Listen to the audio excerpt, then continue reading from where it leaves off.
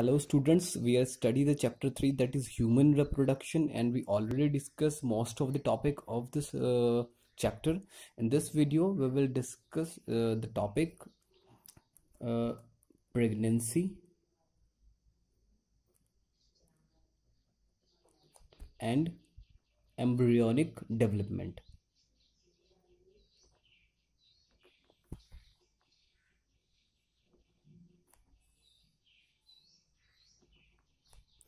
Pregnancy or embryonic development takes place after the fertilization and implantation.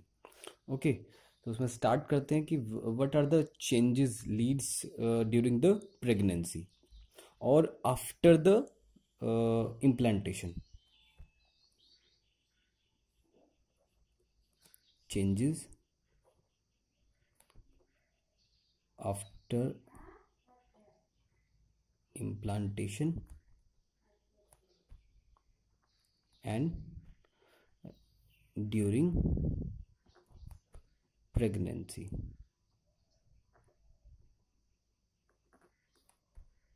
ठीक है, तो कौन कौन से चेंजेस होंगे इम्प्लांटेशन के बाद और फिर ड्यूरिंग प्रेगनेंसी, वो सब चीज़ें हम इसमें एक बार देखते हैं.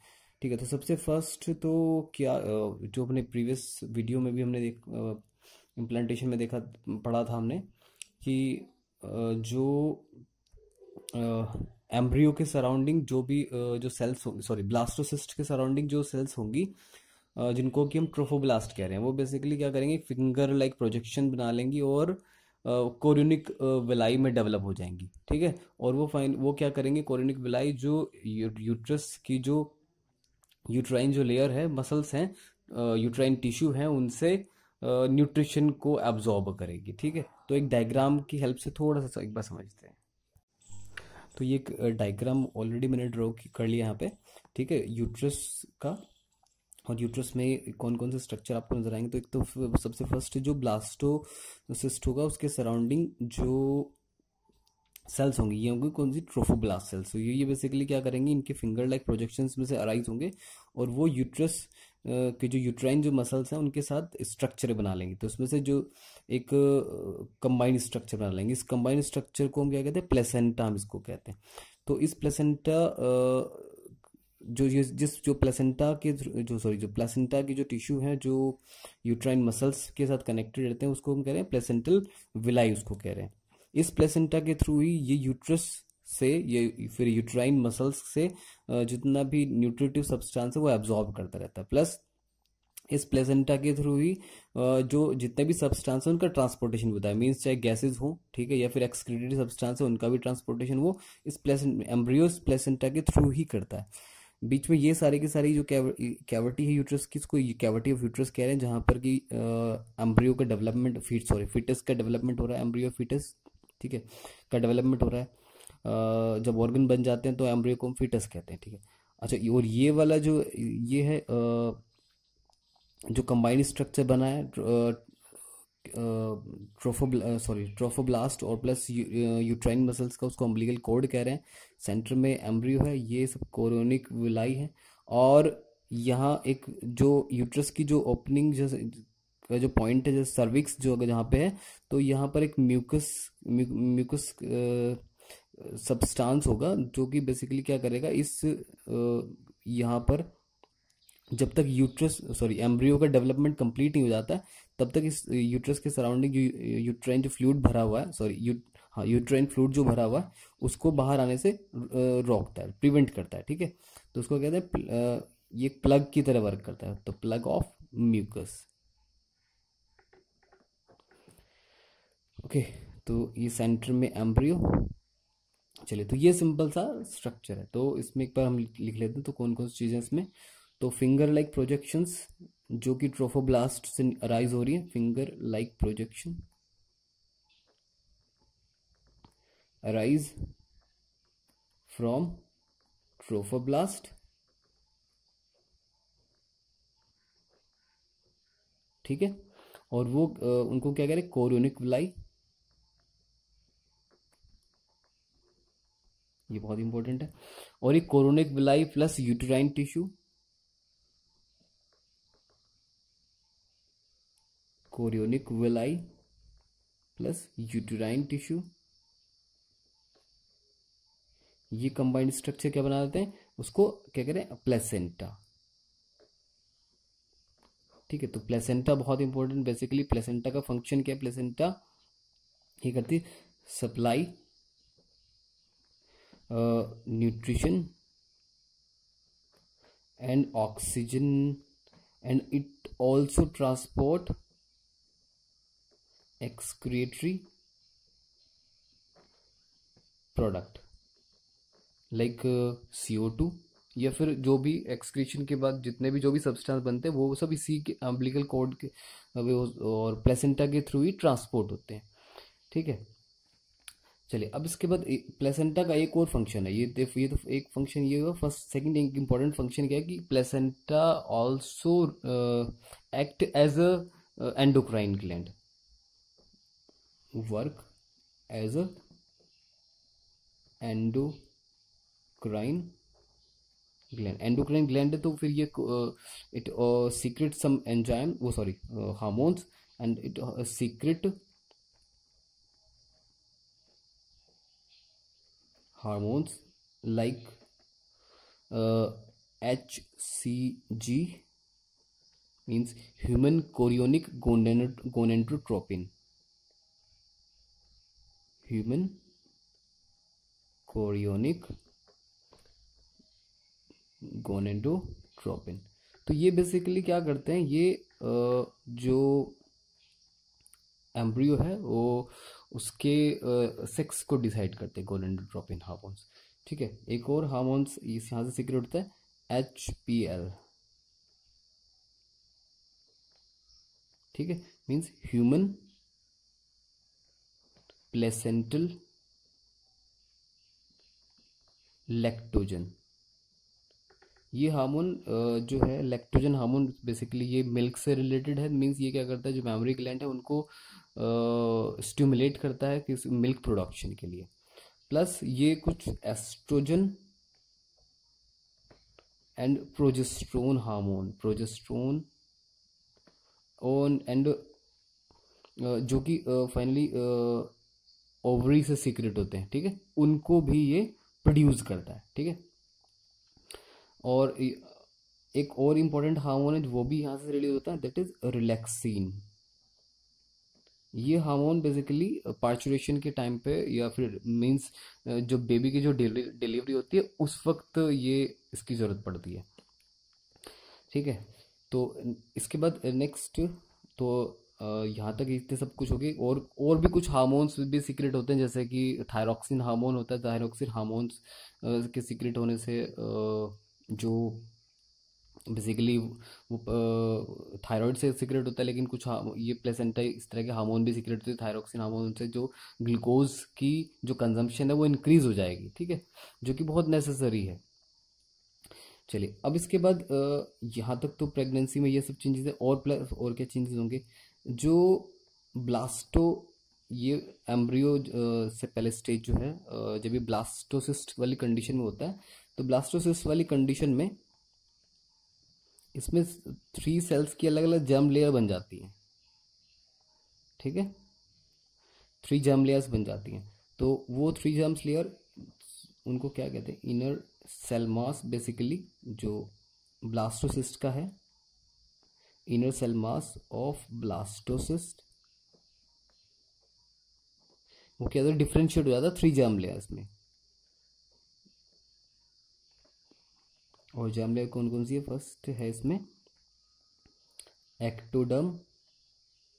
एक्टोडर्म ये सबसे आउटर है। और बेसिकली ये क्या करती है, ये हमारी बॉडी में जितने भी जैसे कि हमारी स्किन स्किन कह रहा हूँ, लाइक जितने भी हमारे हेयर्स वगैरह नेल्स वगैरह है वो सब एक्टोडर्म से ही बनते हैं। सेकेंड मीजोडर्म है, मीजोडर्म से हमारे ऑर्गन वगैरह डेवलप होते हैं। ठीक है, और एक थर्ड है एंडोडर्म। ठीक है, एंडोडर्म से बेसिकली हमारी जो स्पाइनल कोड वगैरह वो डेवलप होती है। तो मीन्स सिंपली अगर हम एक वर्ड में कहें कि जितने भी सारे ऑर्गन हैं वो सब इन बेसिकली 3 इन जर्म लेयर से ही बनते हैं। तो basically all the three germ layers give rise to all organ. एक और इम्पोर्टेंट बात कि ये जो इनर सेल मास है, ठीक है, तो इस इनर सेल मास की जो सेल्स हैं उनको हम स्टेम सेल्स भी इनको कहते हैं, सॉरी। तो इनर सेल मास की सेल्स को स्टेम सेल्स भी उनको कह रहे हैं। स्टेम सेल्स का मतलब क्या है कि बेसिकली इन सेल्स, ये स्टेम सेल्स हम इनको इसलिए कह रहे हैं क्योंकि इनसे हम किसी भी तरह की सेल्स को हम दोबारा से बना सकते हैं, ठीक है। कुछ लोग क्या करते हैं कि इन स्टेम सेल्स को वो मतलब ये सेल्स डिफरेंशिएट होने के बाद किसी भी तरह की सेल्स को बना सकती हैं। तो कई बार कुछ लोग क्या करते हैं कि इन स्टेम सेल्स को डिलीवरी के टाइम पे अम्बिलिकल कॉर्ड में भी ये मिल जाती, तो उन अम्बिलिकल कॉर्ड से इनको प्रिजर्व करके रख लेते हैं। तो इन फ्यूचर अगर कभी कोई ऑर्गन खराब हो जाए तो उन स्टेम सेल से वो उस ऑर्गन को दोबारा से बना सकते हैं, ठीक है। चलिए, तो इसके बाद नेक्स्ट इसमें क्या इम्पोर्टेंट है कि जो एम्ब्रियो है, एम्ब्रियो में चेंजेस क्या क्या चेंजेस होते हैं, ठीक है। चेंजेस ऑफ एम्ब्रियो, ठीक है। तो मीन्स ये टोटल जो डेवलपमेंट है इसका, वो डेवलपमेंट 9 मंथ का है, ठीक है, 9 मंथ का है। जब तक इसमें कोई ऑर्गन वगैरह डेवलप नहीं होते हैं तब तक हम इसको एम्ब्रियो कहते हैं। जब इसमें ऑर्गन डेवलप हो जाते हैं तब इसको फीटस बोलते हैं, ठीक है। तो और एम्ब्रियो और फीटस का डिफरेंस पता चल गया आपको। तो अब इसमें कौन कौन से चेंजेस होते हैं, देखिए फर्स्ट मंथ में क्या होता है। फर्स्ट मंथ में जो हार्ट बन फॉर्मेशन हो जाती है, हार्ट फॉर्मेशन, ठीक है। सेकंड मंथ में क्या होता है, सेकंड मंथ में लिम्स वगैरह बन जाते हैं, और जो फिंगर्स वगैरह हैं जिन्हें हम डिजिट बोलते हैं, लिम्स एंड डिजिट, वो डेवलप हो जाती हैं। इसके बाद नेक्स्ट थर्ड मंथ में क्या होता है, ठीक है, थर्ड मंथ तक मेजर जितने भी ऑर्गन हैं वो सब बन जाते हैं। मीन्स जो इंटरनल ऑर्गन है, डाइजेस्टिव सिस्टम फॉर एग्जांपल, या फिर रेस्पिरेटरी सिस्टम, या फिर एक्सटर्नल जेनिटल ऑर्गन, वो सब डेवलप हो चुके होते हैं। अब यहाँ पर हम इसको फीटस बोलते हैं, अब इसको एम्ब्रियो नहीं बोलते हैं, ठीक है। इसके बाद फीटस का फिर ये नेक्स्ट, इसके बाद फिफ्थ मंथ में क्या होता है, फिफ्थ मंथ में जो फीटस है वो मूव करना स्टार्ट कर देता है, मूवमेंट, ओके। और जो हेड है उस पे, हेड पे हेयर भी राइज हो जाते हैं, हेयर ऑन हेड, ठीक है। और next sixth month, sixth month में क्या होता है, ठीक है, सिक्स्थ मंथ में पूरी बॉडी पे हेयर आ जाते हैं, बॉडी हेयर, और आईलिड और आईलैशेस वगैरह भी बन जाती हैं,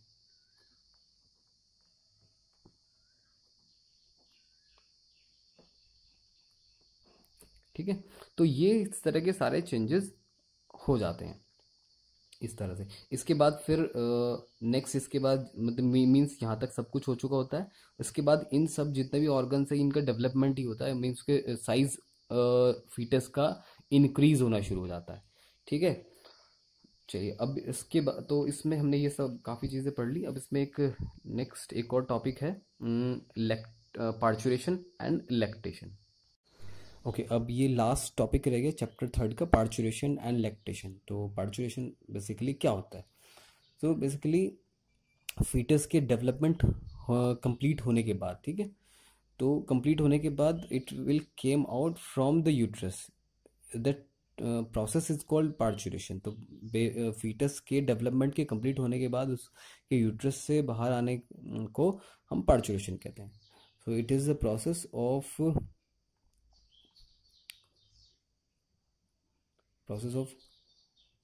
came out of fetus from uterus after development. तो डेवलपमेंट होने के बाद उसके बाहर आने के प्रोसेस को हम क्या कह रहे हैं, फीटस के पार्चुएशन को कह रहे हैं। तो पार्चुएशन बेसिकली ये जो डेवलपमेंट का जो time after development means development का जो टाइम है ये बेसिकली कितना है, ह्यूमंस में ये अबाउट 9 मंथ का रहता है। ठीक है, अलग अलग मैमल्स में ये अलग अलग है। ठीक है, जैसे कि लार्जेस्ट जो लॉन्गेस्ट टाइम पीरियड है जेस्टेशन पीरियड, वो एलिफेंट में है, जेस्टेशन पीरियड, डेवलपमेंट का टाइम जेस्टेशन पीरियड तो एलिफेंट का है अबाउट 2 ईयर का है। अब इसके बाद जेस्टेशन पीरियड के बाद यानी कि डेवलपमेंट कंप्लीट होने के बाद अब फिर जो ये बेबी है पार्चुएशन जो स्टार्ट कैसे होता है। तो सबसे फर्स्ट इसमें क्या होता है कि जो यूट्रस की जो मसल्स हैं, ठीक है, वो कॉन्ट्रैक्ट होना स्टार्ट हो जाती है, और वो ये जो कॉन्ट्रैक्शन है बहुत विगरस कॉन्ट्रैक्शन रहता है। Muscles of uterus start vigorous contraction. ठीक है, तो उन्हें कॉन्ट्रैक्शन इस तरह से कॉन्ट्रैक्शन स्टार्ट हो जाता है। ठीक है, ऐसे कॉन्ट्रैक्ट होना शुरू हो जाती है। और ये जो प्लस जो लास्ट हमने पढ़ा था कि जो प्लेसेंटा है, प्लेसेंटा एक हार्मोन को सिक्रेशन करती है, दैट इज रिलैक्सिन।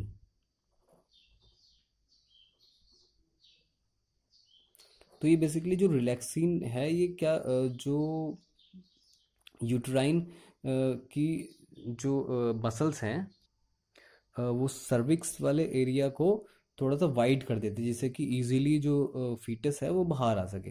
अब प्लस इसमें एक और हार्मोन है जो that is secret from the pituitary, it is oxytocin.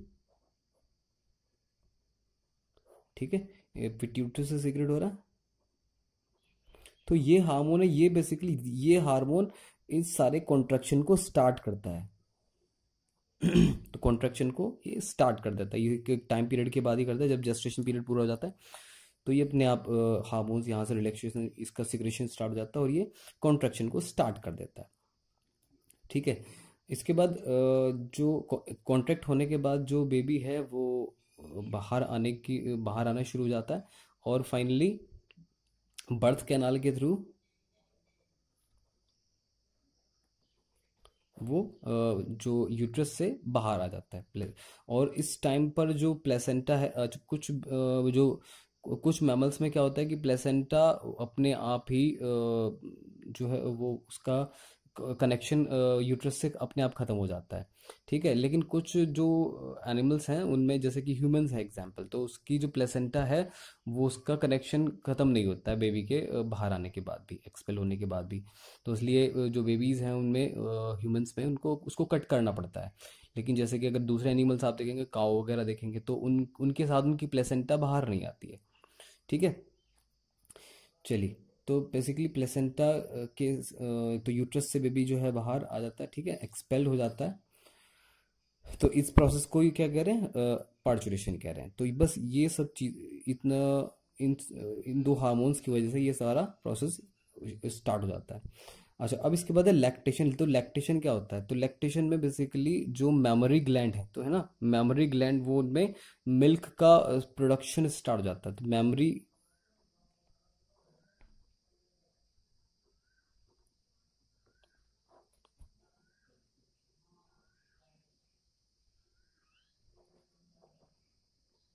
Start secretion of milk. तो मिल्क को प्रोड्यूस करना अगर शुरू स्टार्ट कर देती हैं तो, और ये सब कब स्टार्ट होता है, ये सब जब प्रेगनेंसी जो जब प्रेगनेंसी चल रही होती है ये उसी टाइम पे स्टार्ट हो जाता है। ठीक है, और इसी प्रोसेस को मींस प्रेगनेंसी के टाइम पे मेमोरी ग्लैंड के थ्रू मिल्क प्रोडक्शन को हम लैक्टेशन को उसको कहते हैं। तो lactation is the process of producing milk during the pregnancy. इस प्रेगनेंसी के टाइम ये, और ये बेसिकली ये जो मिल्क है ये फीटस जो है उसके लिए फूड फूड है। ठीक है। जो बेबी है वो कुछ हार्ड तो नहीं खा सकता, तो बेसिकली वो अपनी मदर पे डिपेंड करता है, बेसिकली मिल्क पर ही डिपेंड करता है, उसके मदर मिल्क पर। और ये जो मिल्क है, इस जो मदर का जो फर्स्ट मिल्क मिल्क जो होता है, वो बहुत ही डेंस होता है, उसमें को बहुत ज़्यादा वो न्यूट्रिटिव होता है। उसको हम कोलेस्ट्रम उसको हम बोलते हैं। ठीक है। और इस कोलेस्ट्रम को बेसिकली इसको बच्चे को फीड कराना बहुत ज़रूरी है, क्योंकि बिकॉज इट कंटेन एंटीबॉडीज। और ये इन एंटीबॉडीज की बेसिकली एंटीबॉडीज आपको पता है कि ये क्या करती हैं, जो रेजिस्टेंस पावर डेवलप करती हैं बेबी में, ठीक है, किसी भी तरह के डिजीज के लिए। तो यहाँ ये इस टॉपिक के साथ फाइनली हमारा चैप्टर थर्ड कंप्लीट हो गया। नेक्स्ट वीडियो में हम लोग नया चैप्टर स्टार्ट करेंगे। Okay, thank you.